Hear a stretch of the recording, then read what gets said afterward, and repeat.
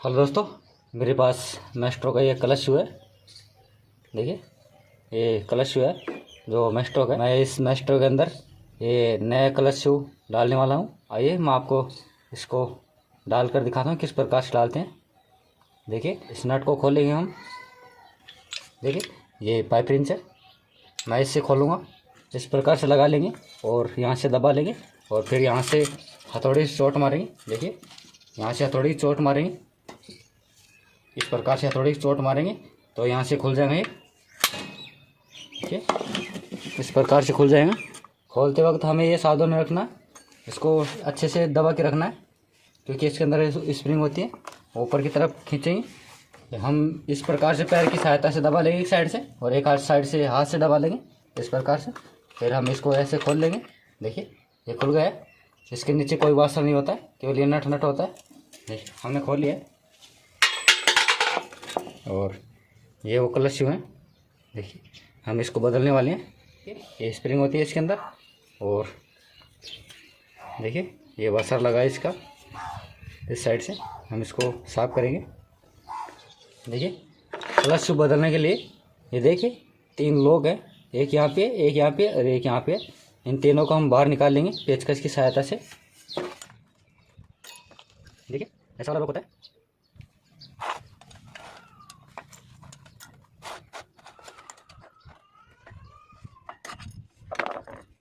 देखिए, मैंने तीनों लोगों को बाहर निकाल लिया। इनको हम अलग रख लेंगे और इसके बाद में देखिए ये प्लेट है, इनको बाहर निकाल, इस प्लेट को बाहर निकालेंगे। देखिए, ये बाहर निकल गई है। हम इसको साफ करेंगे, इन सभी को साफ कर लेंगे।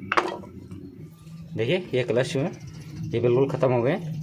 इसका जो ऊपर का लेदर होता है वो बिल्कुल घस गया है, जिसकी वजह से बाइक सही से चल नहीं पाती, पिकअप नहीं ले रही है। हम इसको खोल के और इसको साफ करके आपको दिखाते हैं किस प्रकार से फिट करते हैं।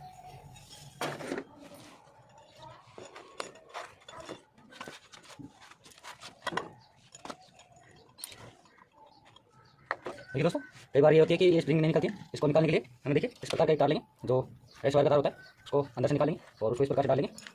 देखिए, इस प्रकार से डाल के हम इसको खींचेंगे, इस प्रकार से खींचेंगे तो ये स्प्रिंग निकल जाएंगे और ये जो लेदर है ये निकलने में आसानी हो जाएगी, इनको निकालने में आसानी हो जाएगी। देखिए, इस प्रकार से स्प्रिंग, तीनों स्प्रिंगों को इस प्रकार से निकालेंगे। इन तीनों स्प्रिंगों को इस प्रकार से निकालेंगे, बिल्कुल आसान तरीका है। इस प्रकार से निकालेंगे और इनको निकाल कर देखिए इन शू को इस प्रकार से टाइट लूज कर लेंगे। देखिए, इस प्रकार से कर लेंगे और इस प्रकार से घुमा के बाहर निकालेंगे। देखिए दोस्तों, मैंने इस क्लच शू को निकाल लिया है। देखिए, और इसके नीचे देखिए ये जो रबड़ की वाशर है, देखिए इन 3 खूंटों के अंदर रबड़ की वाशर है। इन रबड़ की वाशर को हम निकालेंगे और अब हम प्लेट को अच्छे से साफ कर लेंगे। साफ करने के बाद आपको दिखाते हैं किस प्रकार से हम इसके क्लच शू लगाते हैं और वे क्लच शू कितने रुपये के होते हैं। देखिए दोस्तों, मैंने इन सभी को अच्छे से धो लिया है, इन सभी को मैंने अच्छे से साफ कर लिया है।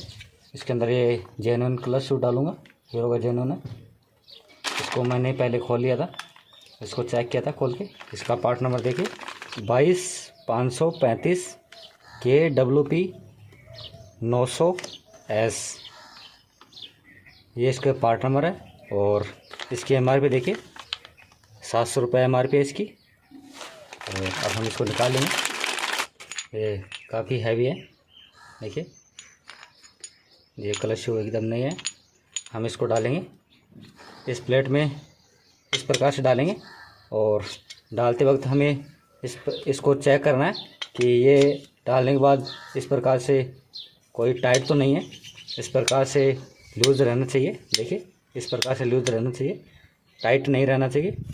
अगर ये टाइट रहेंगे तो हमारे ये क्लच शू हैं ये काम नहीं करेंगे, सही से काम नहीं करेंगे। ये इस प्रकार से काम करते हैं, जब हमारी स्कूटी चलती है तब ये इस प्रकार से घूमते हैं, इस प्रकार से घूमता है और इस प्रकार से घूमने के बाद देखिए ये इस प्रकार से ऊपर की तरफ हो जाते हैं। देखिए, ये कटोरा आता है, इसके अंदर इस प्रकार से चिपक जाते हैं। देखिए, इस प्रकार से चिपक जाते हैं अंदर और इसको टाइट से पकड़ लेते हैं, इसको टाइट पकड़ लेते हैं। देखिए दोस्तों, सभी खूंटे पर हल्का हल्का ग्रीस लगा लूँगा और लगाने के बाद ये हमारा क्लच होता है, इनको फिट कर लेंगे। यहाँ पे जो हमने इसके ऊपर रबड़ का जो वाशर दिखाया था आपको, वो वाशर लगाएंगे। देखिए, ये रबड़ के गोले हैं, इन गोलियों को लगा देंगे, इस प्रकार से लगा लेंगे, तीनों को लगा लेंगे। लगाने के बाद इस प्रकार से बिठा लेंगे। देखिए दोस्तों, मैंने इन तीनों स्प्रिंगों को अच्छे से बैठा लिया है और बिठाने के बाद जो ये प्लेट है इसको लगा लेंगे। जो हमारा लॉक था उस लॉक को हम बैठा लेंगे। हमारा जो प्लायर है, प्लायर की सहायता से हम इसको अच्छे से बिठा लेंगे। देखिए दोस्तों, मैंने इन तीनों लॉकों को अच्छे से बिठा लिया है। देखिए, और अब हम इसके अंदर वापस कस देंगे।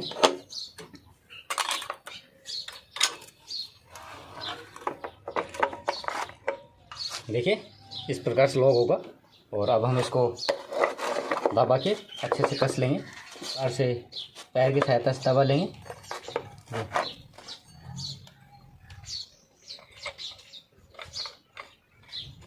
देखिए दोस्तों, हमने कस दिया है और अब हम इसको इसकी सहायता से हम इसको अच्छे से कस देंगे।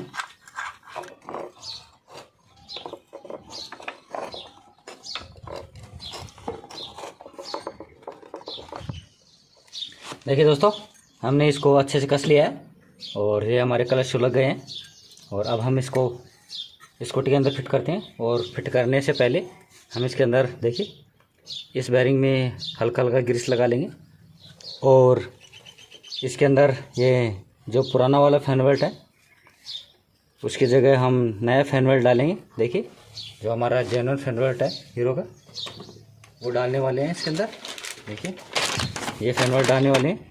और देखिए, इसका पार्ट नंबर 23AAW001S, ये इसका पार्ट नंबर है।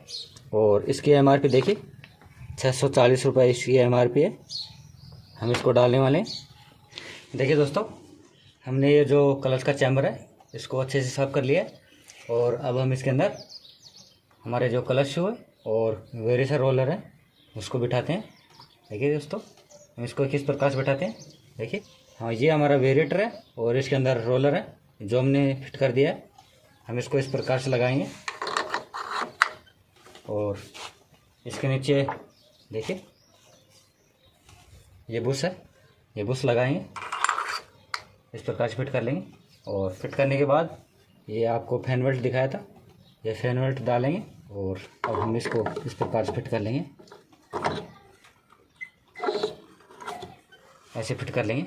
और इसके बाद में जो हमारे सेल्फ इंडेक्स होता है इसको लगाएंगे। और इसको लगाने से पहले जो हमारी इसकी गिरारी होती है, इसकी दांती होती है, इसके ऊपर हल्का हल्का ग्रीस लगा लेंगे। और जो इसका बुश होता है उसके ऊपर ग्रीस लगा लेंगे। और इसके ऊपर एक वाशर होता है वो लगा लेंगे। और लगाने के बाद हम इसको फिट कर देंगे। देखिए, ये फिट हो गया। इसके बाद में देखिए ये प्लेट है, ये प्लेट लगाएंगे। देखिए, ये प्लेट लगाने के बाद जो हमारा ये पंखा होता है इस पंखे को लगाएंगे। देखिए, और पंखे के लगाने के बाद देखिए रिचेट होता है, इस रिचेट को लगाएंगे, इसको लगा लेंगे। इसको लगाने के बाद इसका एक वाशर है। देखिए, ये इसका वाशर है, पतला वाला वाशर है, ये मोटा वाला वाशर है और इसकी चौड़ाई कम है। इस वाशर को लगाएंगे। और इस वाशर को लगाने के बाद देखिए ये 22 नंबर का नट है, इस नट को लगा देंगे और लगा के हम टाइट कर लेंगे।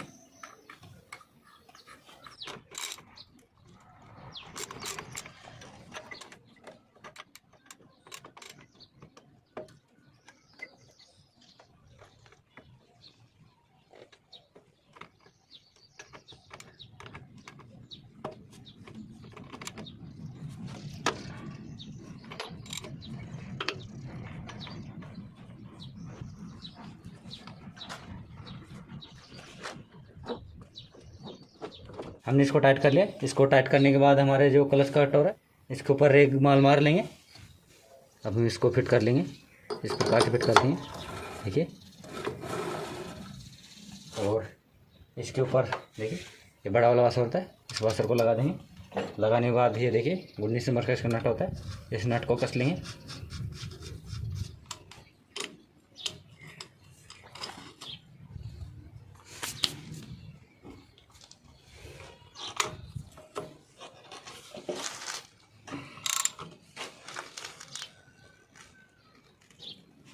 देखिए दोस्तों, हमने इसको भी कस लिया है। देखिए, ये बेंडेक्स की जो कैप होती है, इसके अंदर देखिए ये बुश होता है। इस बुश के ऊपर भी हल्का सा ग्रीस लगा देंगे और इसको फिट कर देंगे।